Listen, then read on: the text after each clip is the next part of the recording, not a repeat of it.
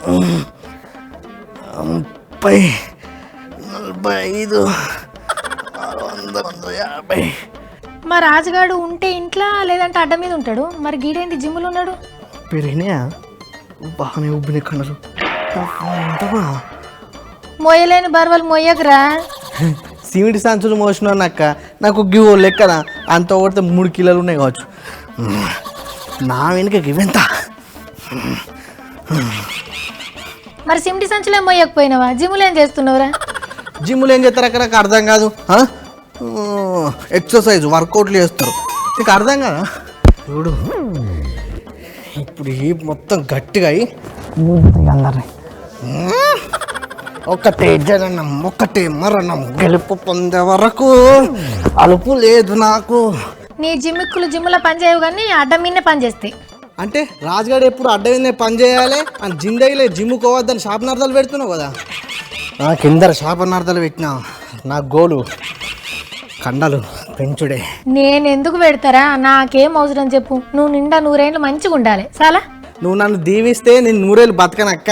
ఇగో ఇట్లా జిమ్ములు చేసి కండలు పెంచితే బాజాప్తు బతుకుతా. జిమ్ము చేస్తే 100 ఏళ్ళు ఎట్లా బతుకుతావురా? అబ్బో అది పెద్ద సీక్రెట్. అయినా నువ్వు చాక్లెట్ ఇచ్చి ఎవరు మొత్తం తీగలైనట్టు లాగుతావు అక్కో. అది పెద్ద సీక్రెట్. ఒక్కొక్కరిని కాదు సావిత్రక్క, 100 మందిని ఒకేసారి వచ్చినా మొత్తం దీన్ని బట్టి కొడతా. అరే రే, అది కనుక మీద పడ్డదనుకో నీ పని అవుతుంది. ఇక ఇది బొత్త కరగనీకే.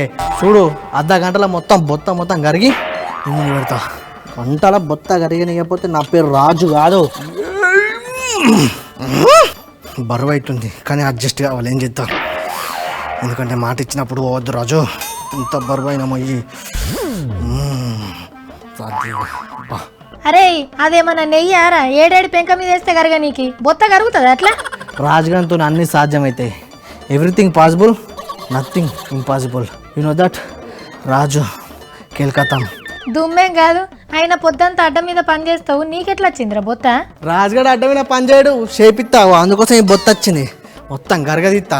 గరగదీసినాక నేను దగ్గరికి వస్తా. ఒకటే రోజు ఎట్లా సన్న పడతావురా? నెలలు పడుతుంది. అది వేరేటోళ్ళకు, మనకు కాదు. అర్థమైందా? ఇలా మొత్తం ఎట్లయినా గరగదీస్తా. ఉయ్యాలమ్మ ఉయ్యాలా ఊపరే ఉయ్యాలా. ఇంతకి ఇప్పుడు నీకు జిమ్ ఏం అవసరం వచ్చిందిరా? ఏం కావాలి? నువ్వు వాడికి ఎందుకు పోయినావు? రాజుగాడు పాయిదున్న పనులే చేస్తాడు. అవి వాళ్తూ పాలుతూ పనులు చేయడు.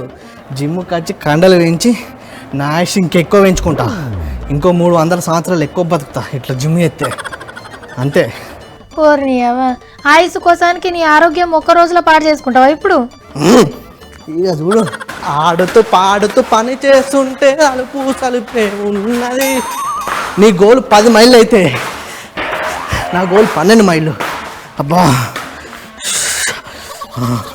నేను అలుపా చుగుకోలే, కాలు నొత్తున్నాను. అట్లా దినాన్ని చెయ్యాలా? ఒక్కరోజు చేస్తే నరాలు పట్టేస్తాయి.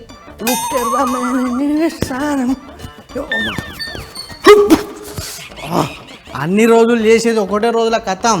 మనం 6 నెలలు చేసి మనతో కాదక్క, ముచ్చట కాదు. ఒకటే రోజు కలాస్ కావాలి. ఏదైనా అది తిండైనా ఇదైనా.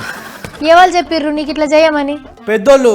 అదే అక్క, పెద్ద పెద్ద బల్లలు అది శాస్త్రవేత్తలు అయితే చూసినావా? ఓ గాలే చెప్పిరు. వేరేటోళ్ళు చెప్తే నేను వింటానా అక్క? వాళ్ళు దినాన్ని చేయాలని చెప్పుంటారా? నువ్వేమో సగమే నచ్చినట్టున్నావు. కావాలంటే జిమ్లో ట్రైనింగ్ ఇచ్చేటోళ్ళు ఉంటారు, వాళ్ళని అడుగు చెప్తారు. ఇంకా ఏంది? నేను ట్రైనర్ని అడగాలనా? 1 గంట సేపు జిమ్లో నేనే చేసి కండలు వేస్తే ట్రైనర్కి నేర్పిస్తాను. మళ్ళీ రిటర్న్ ట్రైనింగ్ నన్ను అని అడుగుంటాను. యోగా నిద్ర అయిపోతుంది ఇప్పుడు. బాబు ఏం చేస్తున్నావు? ఎక్సర్సైజ్ చేస్తున్నా. బొత్తల పేగులు బయట వస్తాయి అట్లా చేస్తే. నీకు చెప్పినా పేగులు బొత్తలకాయలు బయటకు వస్తాయని? నువ్వు నాకే చెప్తారు మీరు అందరూ. అరే చేసినావు కానీ జిమ్ ట్రైనర్ చెప్పిందే చేయి. సరేనా? ఆయన చెప్పింది నువ్వు. ఇది మనకు వచ్చేసి మెడ నొప్పులకు ఇట్లా చేసుకుంటే మంచిగా ఉంటుంది. అబ్బా కూల్.